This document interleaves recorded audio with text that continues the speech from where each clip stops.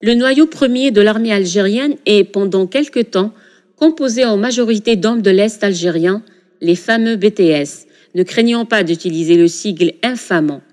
Betna Tebessa Sougahras, comme les appellent ceux qui rangent les hommes dans des tiroirs. La raison en est historique.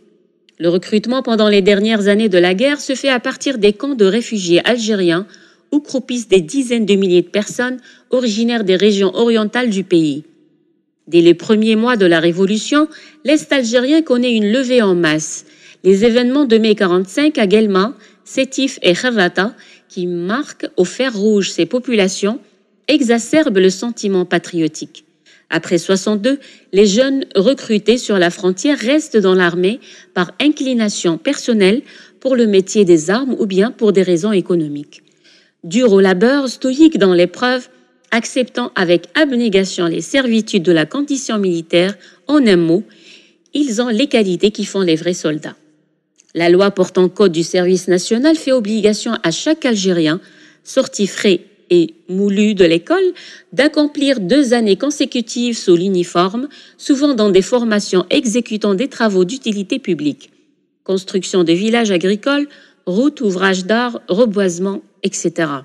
Le service national, facteur de cohésion et d'unité, inculque les réflexes de solidarité et d'engagement à nos jeunes soldats. Ils sont admirables face aux catastrophes naturelles qui frappent le pays.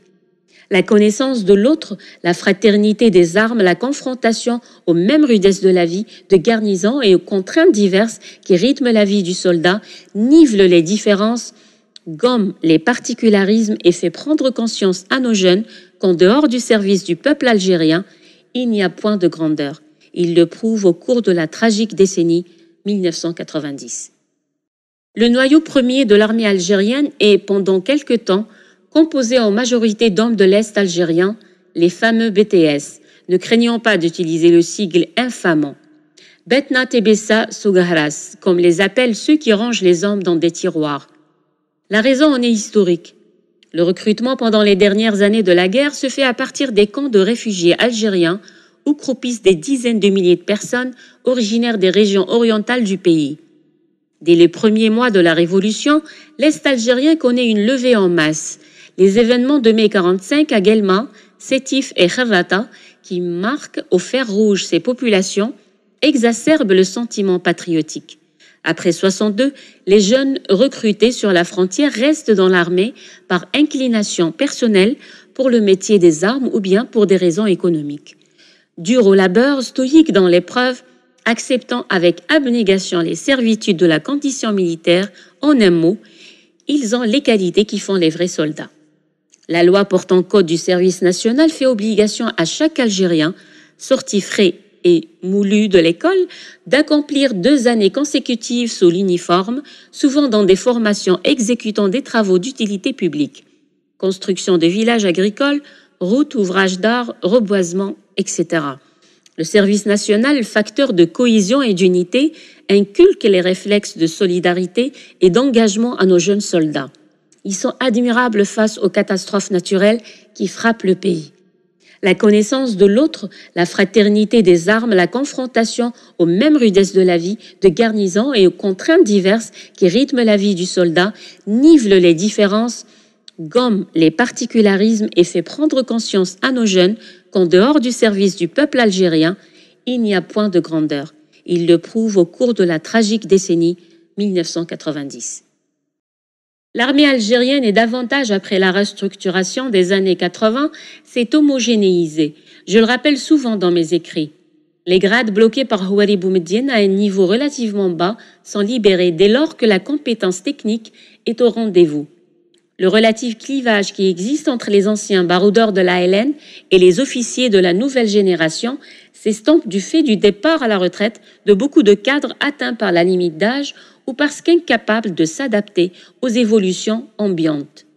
J'apporte opportunément une précision qui permet d'éclairer différemment la fable de la catégorisation des membres de l'ANP en vrais et faux maquisards, les fameux DAF, éradicateurs et massacreurs de musulmans dont parlent les propagandistes du fils, qui auraient envahi l'armée à l'initiative d'un hypothétique officier traitant de l'ex-métropole tapis dans l'ombre et regardant au loin, n'existe pas. Les hommes qui sont arrivés en 1957 et en 58 ont été parfaitement intégrés, admis et reconnus comme moudjahidines à part entière par leurs frères de combat. Ils n'attendent d'ailleurs de satisfecit de personne. Ils ont acquis leur titre de moudjahidines, les armes à la main, face aux mêmes épreuves que celles qu'affronte leur peuple. Les DAF qui sont venus en 62, juste avant ou juste après l'indépendance, sont accueillis à bras ouverts par Abdelkader Chabou, avec l'accord de Houari Boumediene. Chabou recourt à eux pour élever le niveau technique des unités et améliorer l'efficacité des directions administratives du ministère. Chadli Benjdid, harcelé par des puristes d'une ANP en vase clos, donne l'ordre de les exclure des rangs de l'armée. Je mets à exécution cette décision dans plusieurs cas parfaitement injustifiés. Pourquoi avoir accueilli ces hommes, les avoir gardés pendant 20 ans pour les renvoyer d'une façon aussi cavalière? Il y a là un mépris de la dignité des individus parfaitement inexcusable. Entre autres officiers contraints d'ôter l'uniforme de l'ANP, le commandant Abdelaziz Ben Mati, chef compétent et dynamique d'une brigade blindée.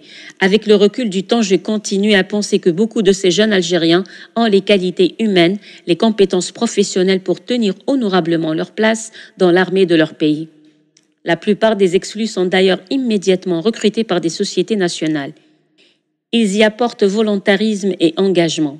Et puis après tout, pourquoi mettre en doute le patriotisme de ceux-là, même qui ont servi avec abnégation pendant plus de 20 ans, au moment où des coopérants français sont acceptés dans différentes structures de l'ANP?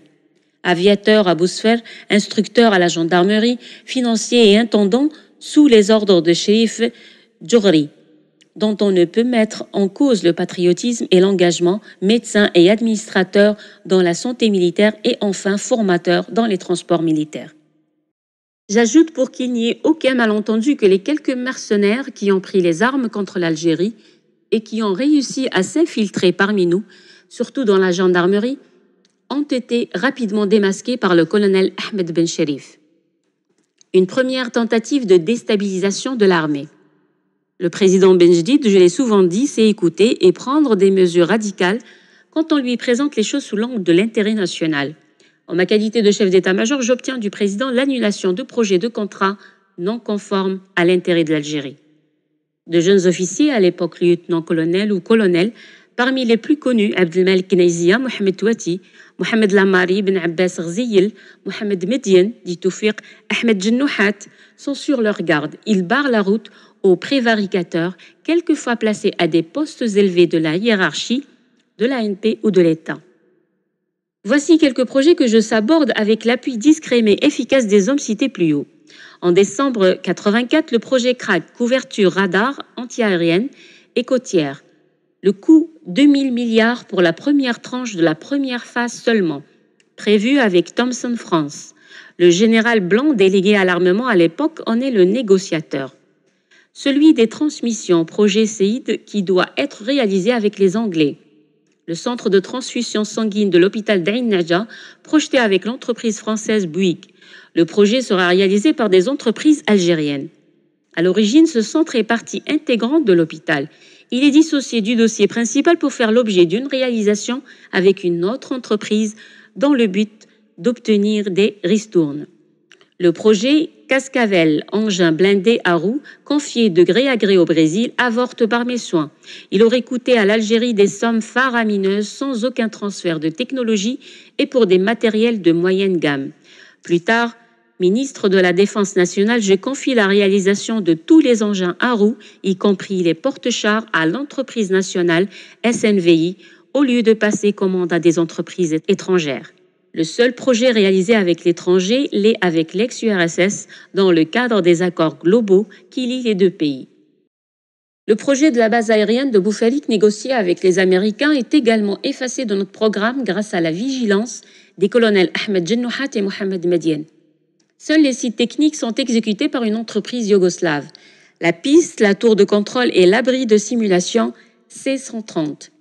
Le général Ben Abbas Ghziyil, alors administrateur de la région de Chlif, frappé en 1980 par un séisme dévastateur, attire l'attention des différents intervenants sur la nécessité absolue du respect de la réglementation lors de la passation des marchés.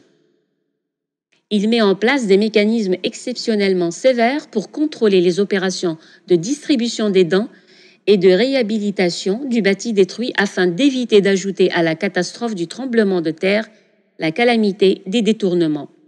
Lorsqu'il s'aperçoit que son approche rigoureuse dérange, il dégage la responsabilité de l'ANP pour la confiner dans l'aire strict des secours, de la sécurisation des populations et de la protection des sites.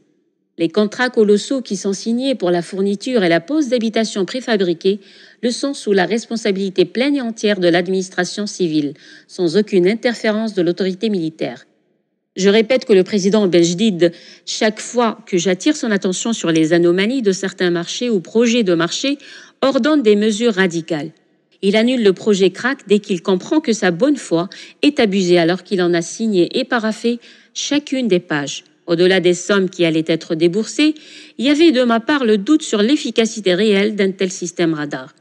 Les menaces potentielles contre l'Algérie ne peuvent venir que du voisin expansionniste à notre frontière ouest, et encore dans des aires géographiques identifiées et bien protégées par nos forces classiques.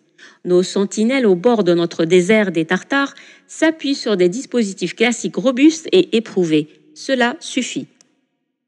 Quant aux autres pays du pourtour méditerranéen, j'estime qu'ils n'ont aucune raison de s'en prendre à nous, quand bien même l'une ou l'autre de ces puissances européennes serait tentée de le faire. Comment pouvons-nous l'empêcher, la disproportion des moyens étant ce qu'elle est? Bien sûr que l'ANP aurait fait son devoir, mais l'issue de la bataille n'aurait pas fait de doute. Des années plus tard, des avions intrus violent notre espace aérien pour photographier nos installations nucléaires d'Ain Oussara. Les conséquences d'une riposte militaire algérienne auraient été extrêmement coûteuses pour nous. J'y reviens plus loin. Le dialogue, la sagesse, le bon sens, la transparence et la coopération avec ceux qui nous suspectent de vouloir fabriquer des armes de destruction massive sont la meilleure couverture sécuritaire pour notre pays. Je répète ce que je dis dans la première partie de mes mémoires. Un Finlandais à qui on demande comment son pays fait pour cohabiter avec un voisin aussi puissant que l'URSS, il répond « Nous avons un bon ministre des Affaires étrangères ». À quoi peut servir une couverture radar hyper sophistiquée si elle n'est pas couplée avec une défense antiaérienne efficace? L'évolution des armements est rapide. L'effort pour les maintenir au niveau de ceux des puissances industrialisées coûte cher. Les personnels doivent être constamment recyclés. Comme je ne crois pas à des intentions agressives venant de la rive nord de la Méditerranée, j'assume mes conclusions et je m'oppose à l'acquisition de ces matériels. Le cas Mustafa Belossif, j'en ai parlé, je préfère ne pas y revenir.